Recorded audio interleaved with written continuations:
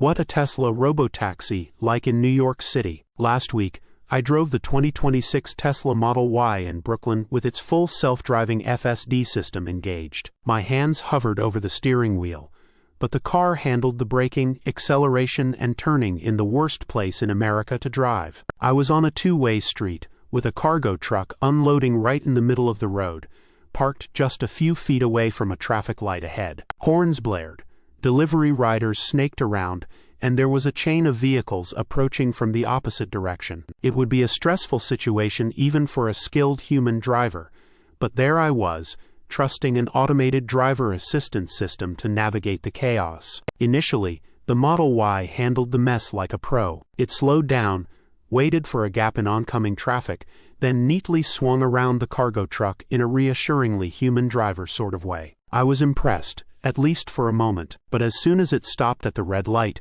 a new problem was already brewing. Another truck aggressively swung into the intersection for a wide right turn. Its sheer length and long turning radius pushed it straight into my lane. The Model Y just sat there, waiting for the light to turn green, while the truck kept coming. At the last second, I hit the accelerator and nudged forward to avoid what would have been a very costly brush between the corner of the truck's bumper and my driver's door. That's the thing about driving in New York City. You clear one obstacle, and the next one is already unfolding in front of you. It's constant, unpredictable, relentless, and generally not advisable. It's the kind of environment that tests the limits of any driver, human or robotic. Tesla's approach to solving autonomy involves relying on cameras and AI. The company uses multiple cameras acting as the vehicle's eyes. This visual data feeds into machine learning models, which then make sense of it and help the car make active decisions based on what it sees. Autopilot is Tesla's highway driving assistance system,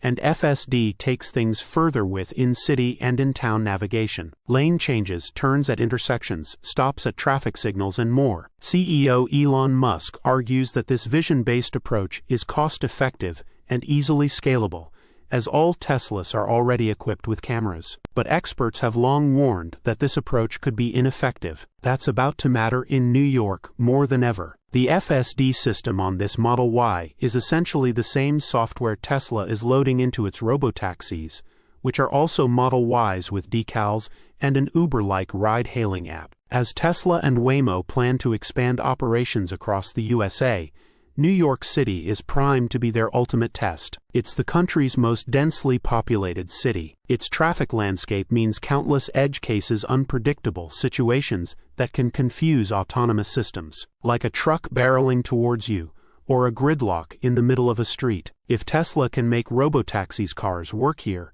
it can likely make them work anywhere else. But so far, even in places like Austin and the Bay Area, where Tesla has already started its ride-hailing service, true autonomy is still out of reach. New York state laws still require Tesla to have test drivers behind the wheel, ready to step in. Still, last year, New York's Department of Motor Vehicles opened the door to autonomous vehicle testing, granting the first permit in August to Waymo, Alphabet's robotaxi arm, for testing in Manhattan and Brooklyn, with a human test driver behind the wheel. Around the same time, Tesla began hiring robotaxi test drivers in New York, insideevs previously reported. The job listing has since disappeared from Tesla's careers site, though the company is still hiring operators in California, Texas, and Florida. I also spotted Model Y robotaxis testing in Brooklyn, but with human drivers behind the wheel. As of August, Tesla had yet to apply for an official testing license in the city.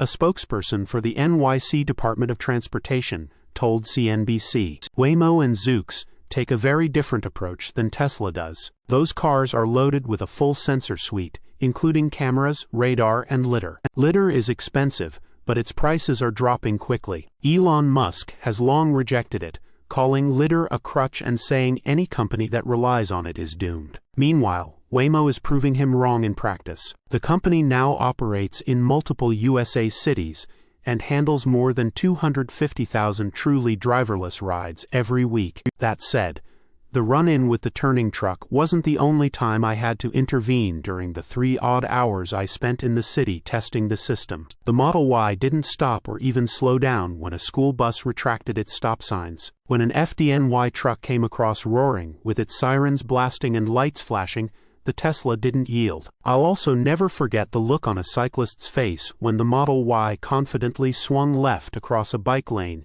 in Lower Manhattan. Forcing him to brake, I did not intervene because there was still a decent amount of room for me to pass, but it still wasn't a courteous maneuver. FSD, even in chill mode, tends to be pretty assertive. In standard and hurry modes, FSD is borderline overconfident. At one point, it even drifted over the yellow line in Jersey City, eerily similar to how this Robotaxi behaved during the pilot program in Austin. Tesla Model Y with FSD drove past a school bus in Brooklyn with its stop signs retracted without slowing down. Still, there were plenty of instances where FSD impressed me, but those instances were all out of the city, in the suburbs, where traffic is less chaotic. When I left New York and drove down to visit friends in the suburbs of Washington, D.C., FSD was effortless. On a clear, sunny day, FSD did the vast majority of the highway drive with me supervising, making the 230-mile journey feel much shorter than it actually was. The next day,